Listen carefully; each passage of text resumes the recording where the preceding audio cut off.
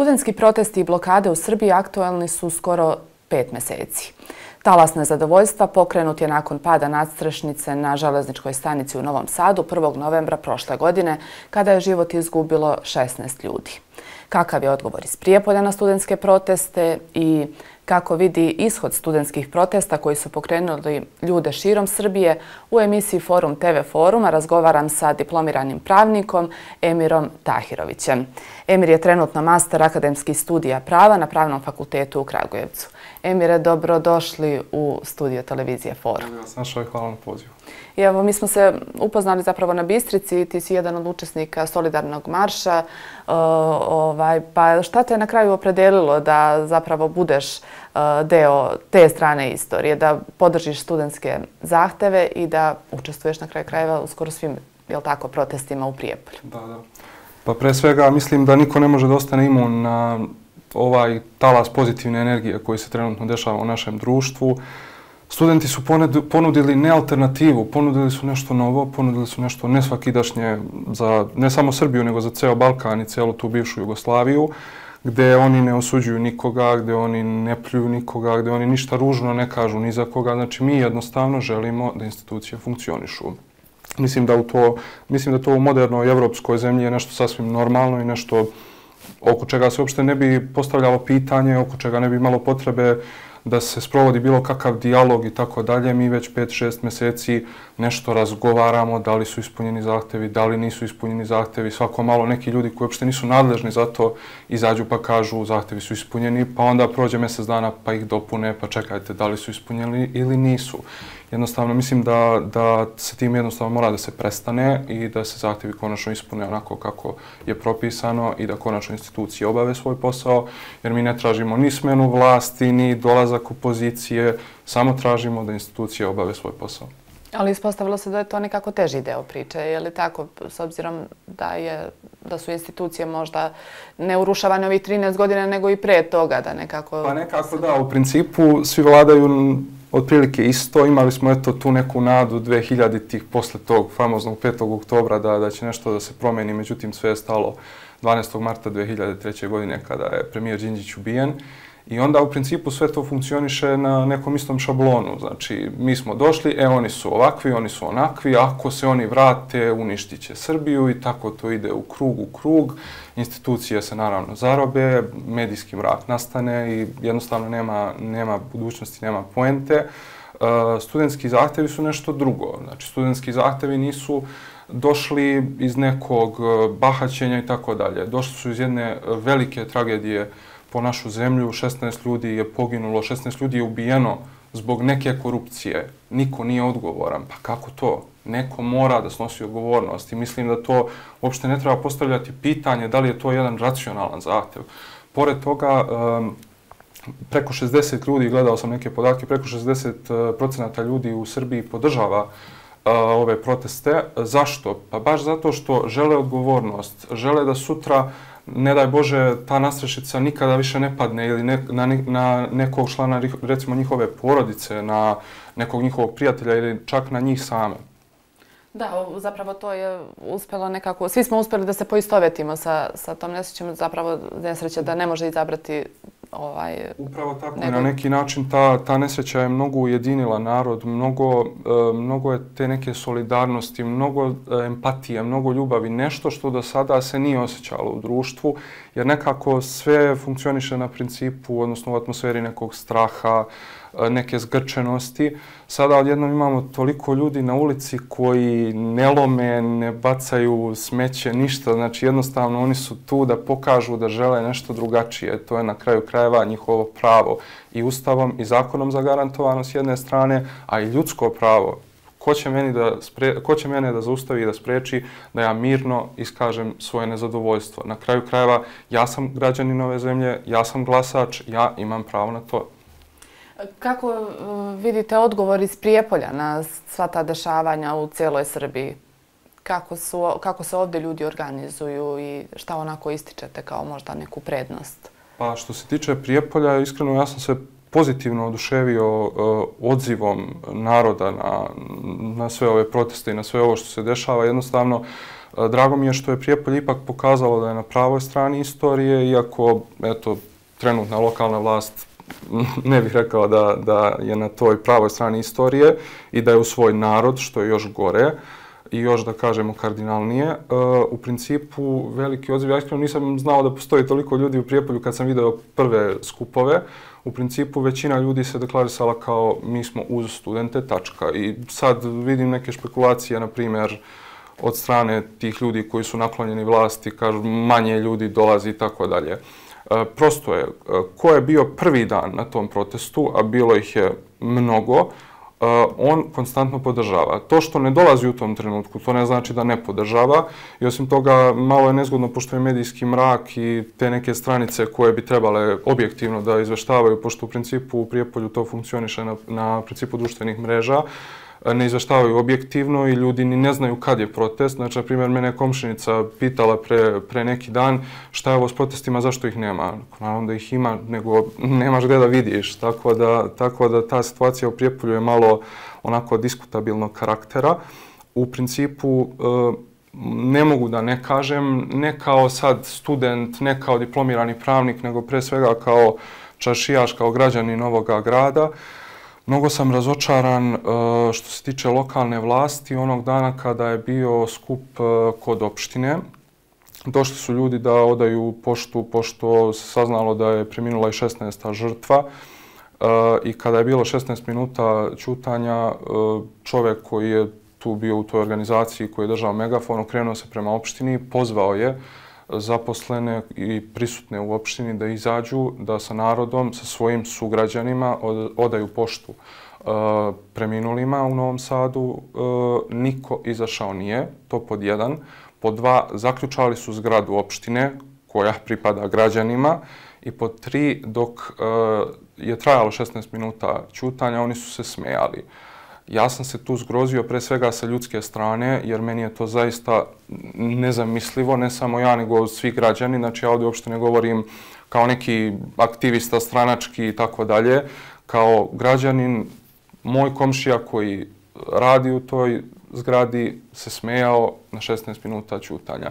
I to je nešto što mi apsolutno moramo promeniti. To više nije stvar promjene vlasti, znači ja uopšte ne govorim kao neki politički akter, niti sam. Jednostavno, to je neki princip ljudskosti.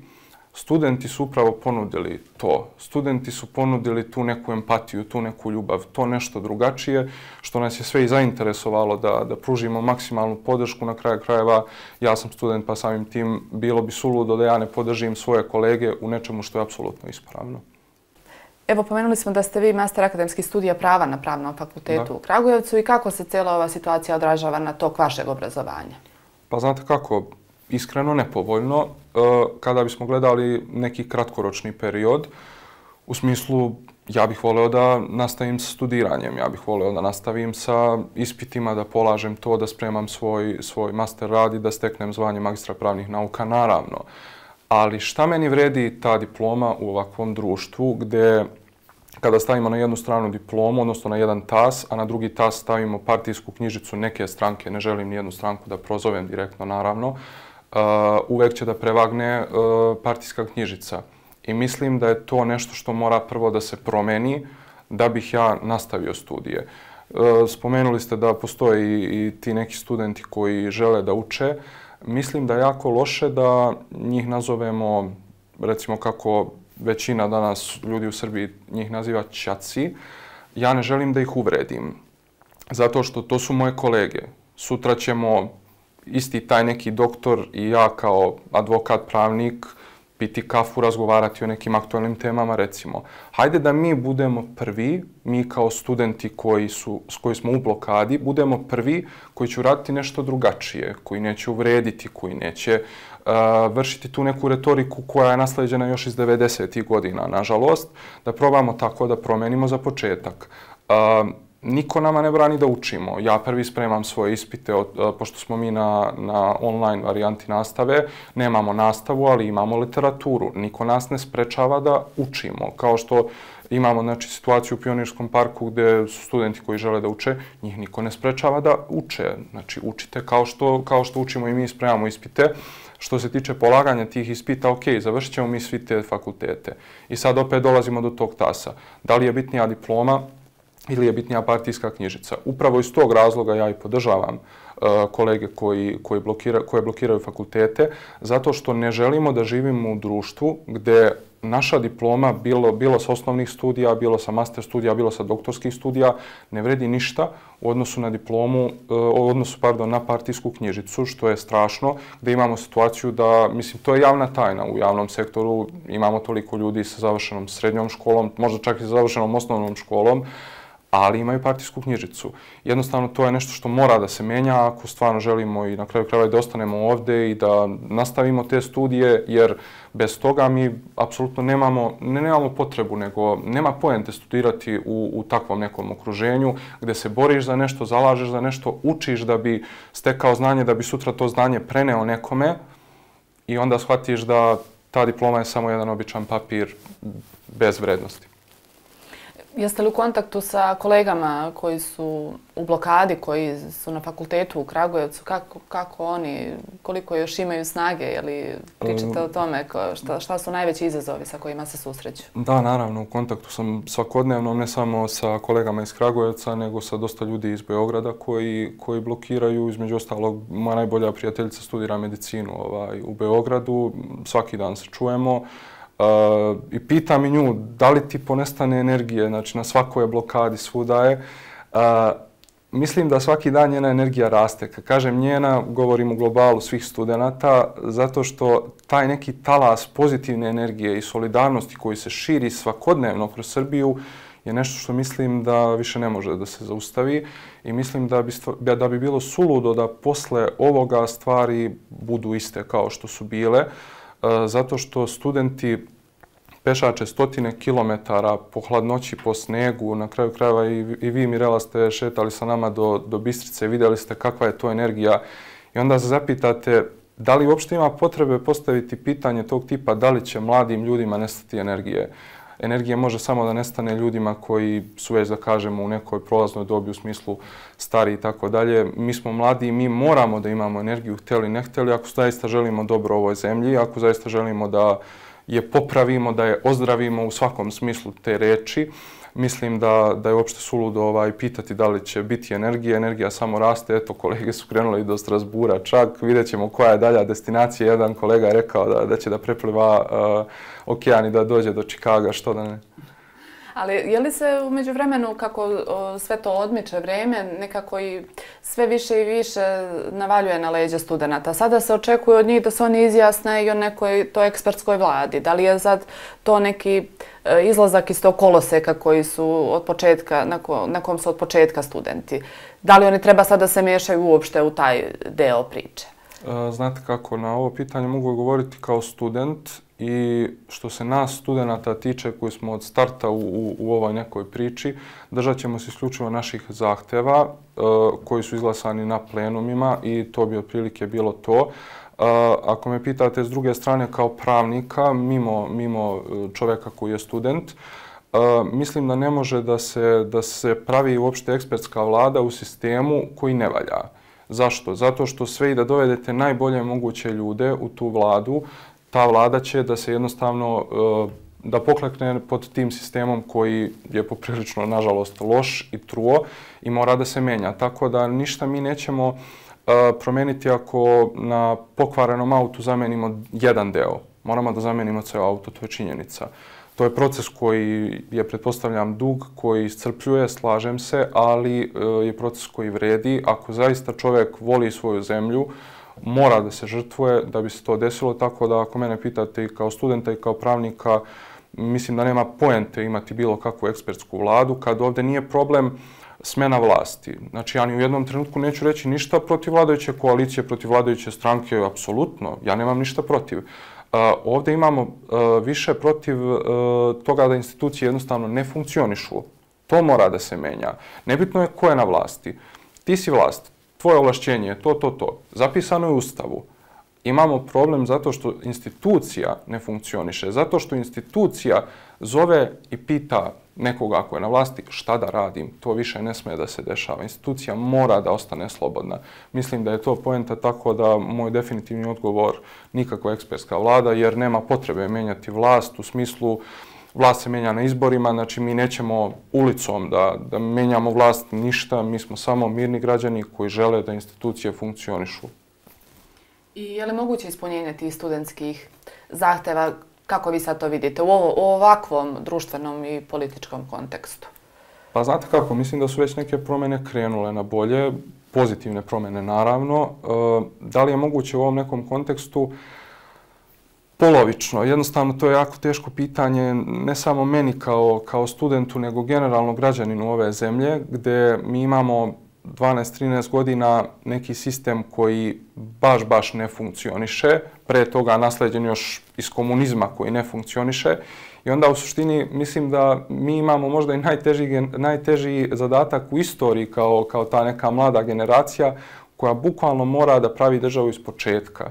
Da mi kao mladi ljudi moramo ljudima koji su na funkcijama po 10, 20, 30 godina da objašnjavamo ljudi, moraju institucije da funkcionišu. Najzanimljivija stvar u svemu ovome mi je činjenica da se konstantno poziva na neki dijalog. Ja iskreno ne vidim potrebu da se bilo ko ovdje poziva na dijalog zato što mi ne zahtevamo nikakve pregovore. Mi samo zahtevamo institucije, radite svoj posao i to je to. Da su institucije radile svoj posao, odgovornosti bi bilo. Da su institucije radile svoj posao, 16 ljudi ne bi poginulo u Novom Sadu. Da su institucije radile svoje poslove, mnoge stvari koje su se desile u našem društvu, koje su mračnog karaktera, ne bi se ni desile. A kako vidite opet Prijepolje u svemu tome? Je li Prijepolje neka lokalna samouprava koja samostalno odlučuje o problemima koji se dešavaju unutar opštine, ili je zapravo i to neka vrsta samo produžene ruke onoga što je na vrhu države? Možemo li kroz neki primjer da vidimo zapravo šta mi radimo u Prijepolju? Pa mislim generalno da je problem ne samo Prijepolja, nego svake te neke manje sredine upravo ta centralizacija Srbije, zato što realno sve se svelo na Beograd, nažalost. I iz Beograda bukvalno sve što dođe, dolazi iz Beograda, Beograd odlučuje, Beograd se pita, ako Beograd kaže vlast je to i to, tako će i biti. Imamo situaciju u Prijepolju gdje mi bukvalno opoziciju nemamo, imamo par odbornika opozicije što je smiješno.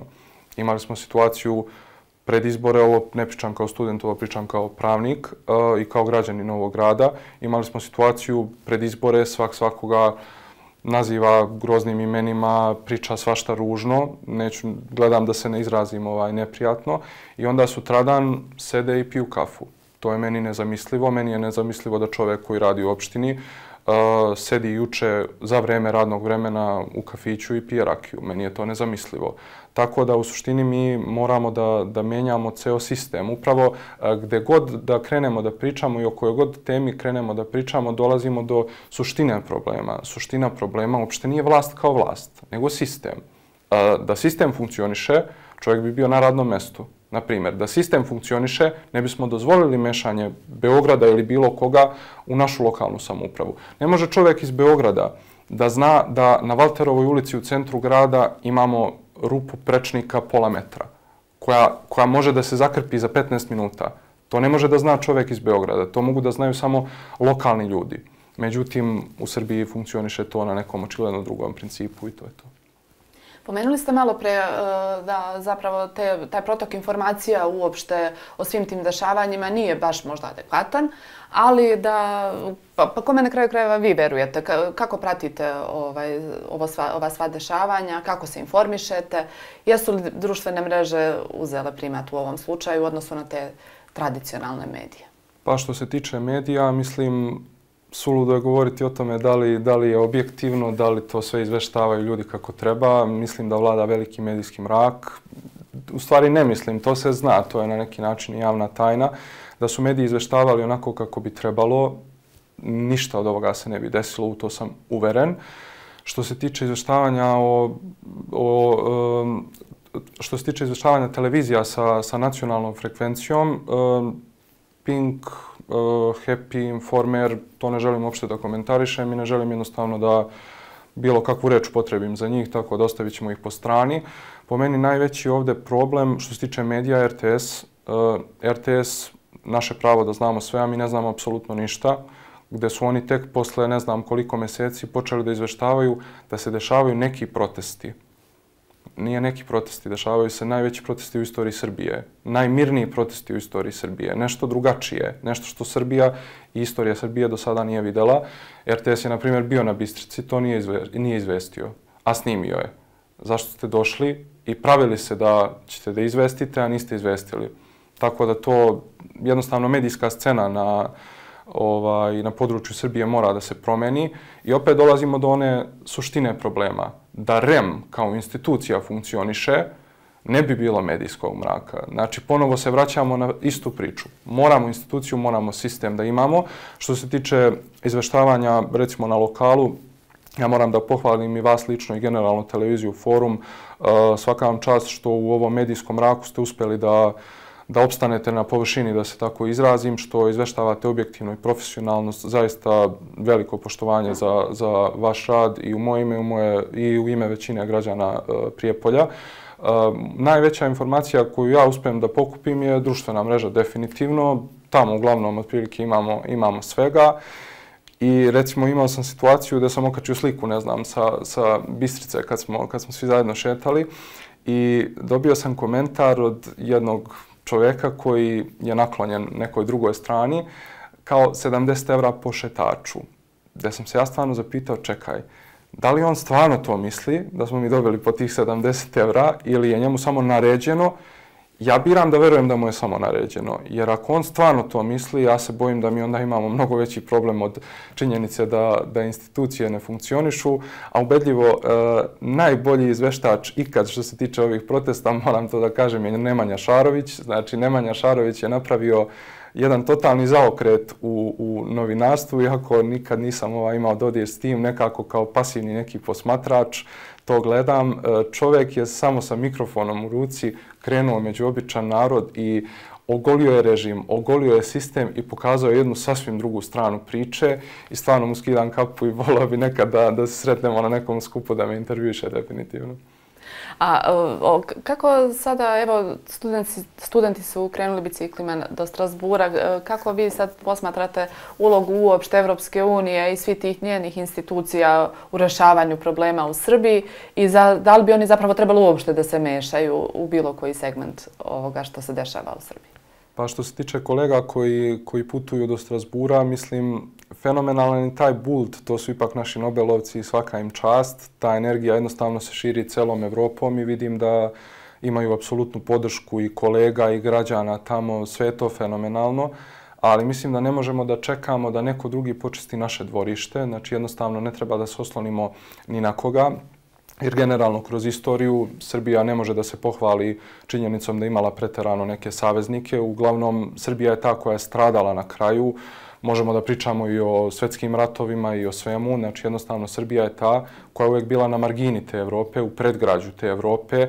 I onda mi očekujemo da nama Evropa reši problem. Ako se tako koncipira pitanje, mislim da je to jako pogrešno, zato što u suštini naše kolege samo žele da pokažu to nezadovoljstvo i tamo. To je međunarodni sud, međunarodno priznat, naša država također priznaje taj sud i to je to sve u skladu sa tim nekim međunarodnim i konvencijama i međunarodno ratifikovanim ugovorima i tako dalje. Ali opet mislim da pitanja u našem dvorištu moramo da rešavamo mi. Upravo ono što sam malo pre rekao u prethodnom pitanju, ne može čovjek iz Beograda znati za tu rupu u Valterovoj ulici. Isto tako ne može čovjek iz Strasbura znati sve probleme u Srbiji. Moramo zajedno. Ne treba ni da smatramo tu drugu stranu nekom neprijateljskom. Znači, moj ton je prijateljski prema njima, jer moramo zajedno, ako su oni problem našeg društva u ovom trenutku, hajde da im pomognemo da zajedno pređemo svi na jednu istu stranu. Ne mora to biti naša strana, nešto između.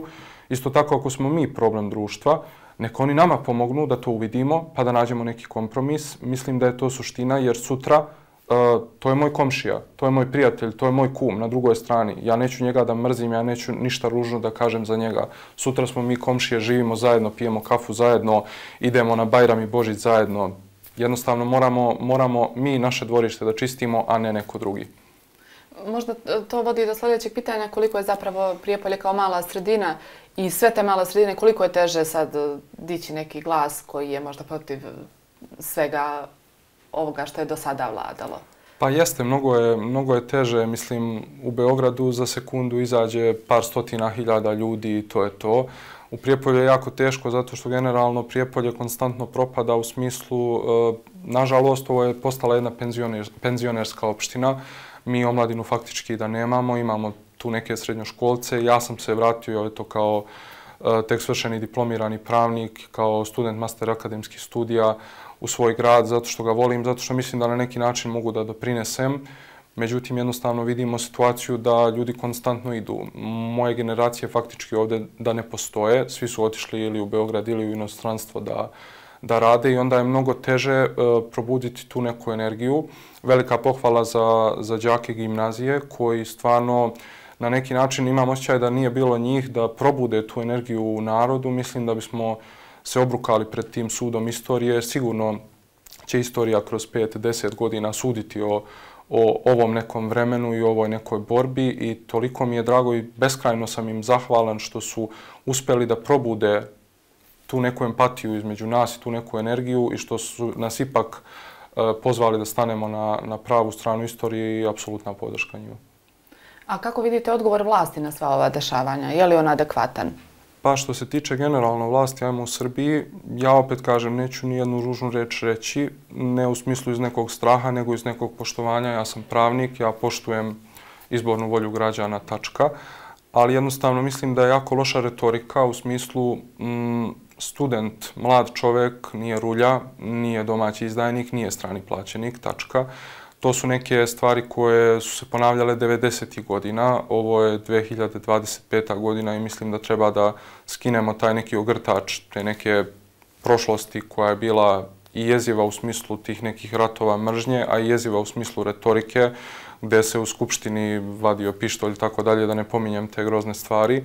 Jednostavno, mladi smo ljudi, većina nas nije ni doživela te neke 90. i ta neka loša vremena i onda mislim da uopšte ne trebamo više da razgovaramo na takav način. Pre svega, da li smo nadležni da razgovaramo? Ako nismo, nemojmo se mešati. Jednostavno, studenti generalno se uopšte nisu obratili ni vlasti, ni opoziciji. I to mi se jako sviđa. Prvi dan kada bi studenti, na primjer, odabrali stranu opozicije, ja više ne bih podržavao studente, zato što opozicija ne nudi nikakvu alternativu drugačiju u odnosu na trenutnu situaciju. Verovatno bi se samo zamenile uloge i to je to. Studenti su ti jedini koji nude nešto drugačije. Studenti nude upravo taj sistem pravih vrednosti, sistem odgovornosti, sistem institucija i to je to.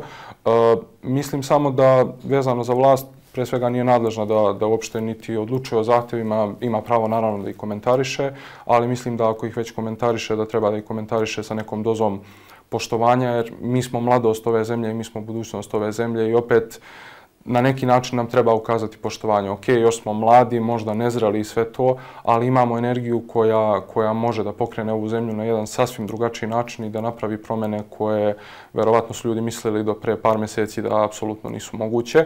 A što se tiče stanja u Prijepolju i prijepoljske vlasti, u principu tu je ogromna nesrazmera, zato što mi imamo samo par, ako sam upućen dobro, samo par odbornika opozicije, svi ostali su vlast. TAS je mnogo prevagnuo na stranu vlasti i nemamo adekvatnu opoziciju koja bi bila kočnica i bojim se da mi u Prijepolju zaista moramo da počnemo da učimo šta je demokratija. Da postoji vlast, da postoji opozicija.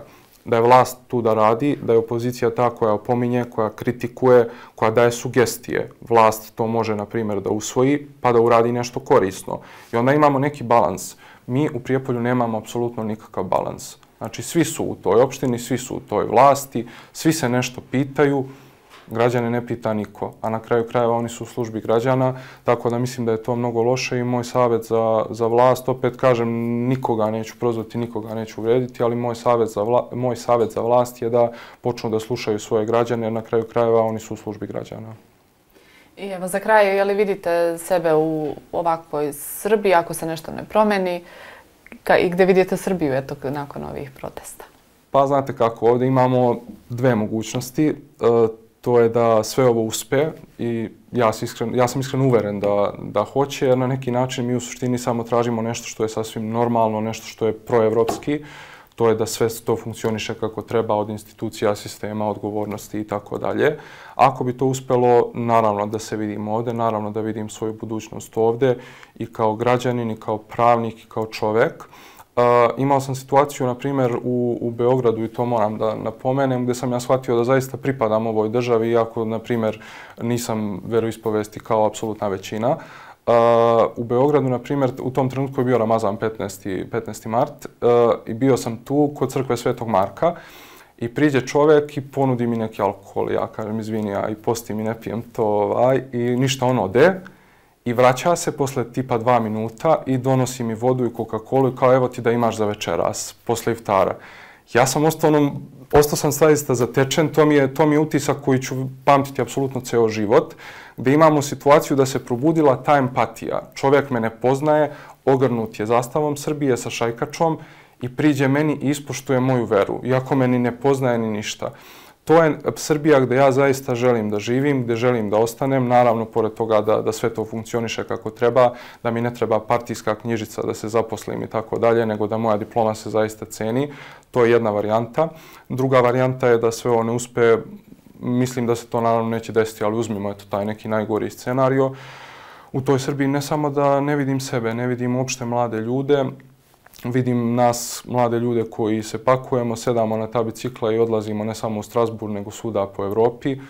Nadam se zaista da se to neće desiti, a ako biste me pitali da li vidim sebe u Prijepolju, uspeli ovi protesti ili ne, odgovor je jedno veliko ne, zato što ovdje nam trebaju mnogo korenitije promjene. Čak mislim da je Prijepolje više zaraslo u taj korov nego cijela Srbija. Nekako smo baš margina srpskog društva i ne vidim sebe u Prijepolju. Jednostavno ovo je postao jedan penzionerski grad gdje više budućnosti za mlade nema, ako se nešto ekstremno veliko ne promeni, ali mislim da u nekoj budućnosti doglednoj od toga nema ništa.